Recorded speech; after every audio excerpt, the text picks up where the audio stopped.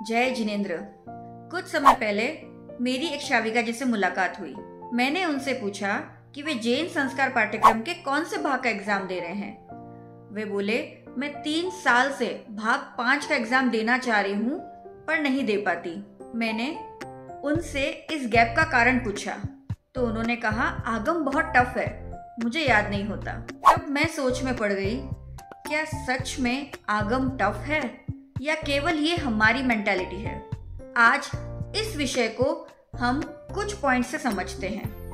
Point number 1, बचपन में जब हम क्लास फर्स्ट में थे तो हमने अ आ इ ई क ख ग ग ये लेटर्स सीखे। जब हम नेक्स्ट क्लास में प्रमोट हुए तो हमने सेंटेंस फॉर्मेशन सीखा।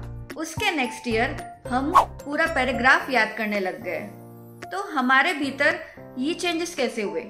क्योंकि हम कंसिस्टेंटली पढ़ाई करते थे।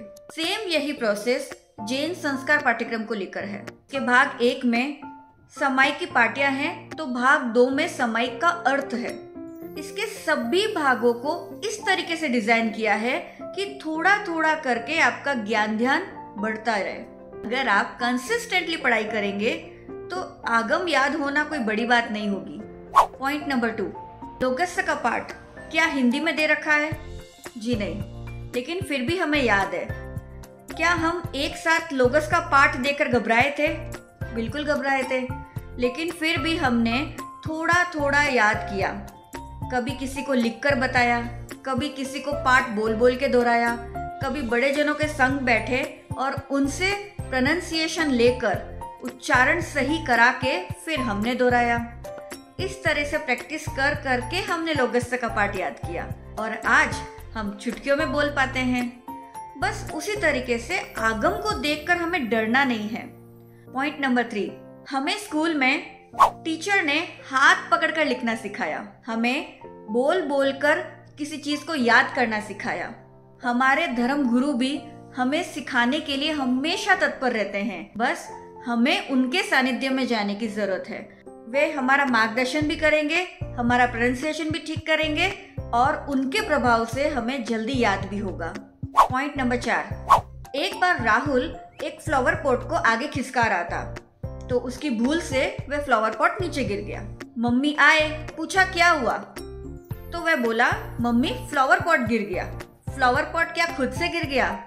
नहीं, फ्लावर पॉट को उसने गिराया।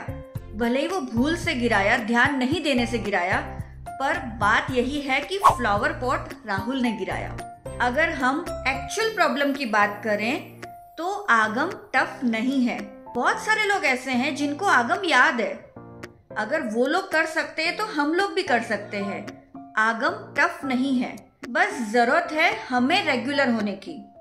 अगर हम ये एक्सपेक्ट कर ले कि हम एक बार बुक खोलें और हमें कुछ याद हो जाए, दूसरी बार बुक खोलें और हमें याद हो जाए और उसके बाद हम एग्जाम देने चले जाएं, तो इट्स नॉट पॉसिबल। जैसे जैसे हम क्लासेस में प्रमोट होते जाते हैं, हमारा सिलेबस बढ़ता है।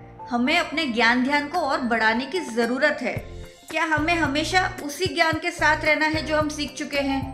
हमें अपने आप को भी तो अपडेट करना है। पॉइंट नंबर 5, जैन संस्कार पाठ्यक्रम का एग्जाम देना क्यों है? हमें तो सिर्फ पढ़ाई करनी चाहिए।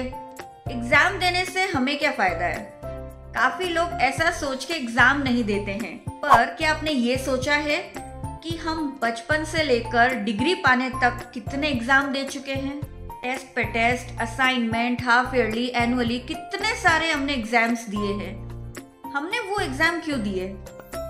इसी डर से ना कि हम एग्जाम नहीं देंगे तो नेक्स्ट क्लास में कैसे प्रमोट होंगे। कि अगर आप पर एग्जाम का प्रेशर नहीं होता तो क्या आप पढ़ाई करते? एग्जाम की डेडलाइन आने की वजह से हम एक्टिव हो जाते हैं। एक निश्चित समय पर, एक निश्चित दिन पर एक निश्चित सिलेबस है जो हमें याद करके एग्जाम देना है। ये डेडलाइन होने पर हमारा माइंड एक्टिव रहता है कि इतने समय के दरमियान मुझे इतना सिलेबस याद करना है। हमें एग्जाम का प्रेशर नहीं लेना है। हमें एग्जाम को पॉजिटिवली लेना है कि भले एग्जाम में 100 मार्क्स आए, भले 35, मैटर वो नहीं करता।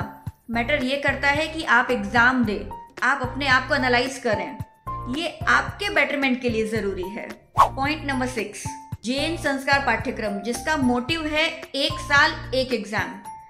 पर इसकी प्रैक्टिस कराने के लिए, एग्जाम पैटर्न को समझाने के लिए हर साल एक्स्ट्रा एक्टिविटीज भी आती हैं। कभी ओपन बुक एग्जाम, कभी ऑनलाइन एग्जाम, कभी ऑफलाइन क्विज। इन सभी गतिविधियों का सिर्फ एक ही लक्ष्य है कि आपका ज्ञान ध्यान बढ़े। इस निस्वार्थ सेवा में आप भी डुबकी लगाएं, औरों को भी लगवाएं। तो आप सभी से आशा है कि आप जैन संस्कार पाठ्यक्रम के सिलेबस को कंसिस्टेंटली पढ़ाई करें। भले ही दिन में 10 मिनट ही पढ़ाई करें, लेकिन जरूर पढ़ें। हम सभी अपने ज्ञान ध्यान को बढ़ाएं और अपने जैन संघ को महकाएं। जय जिनेंद्र।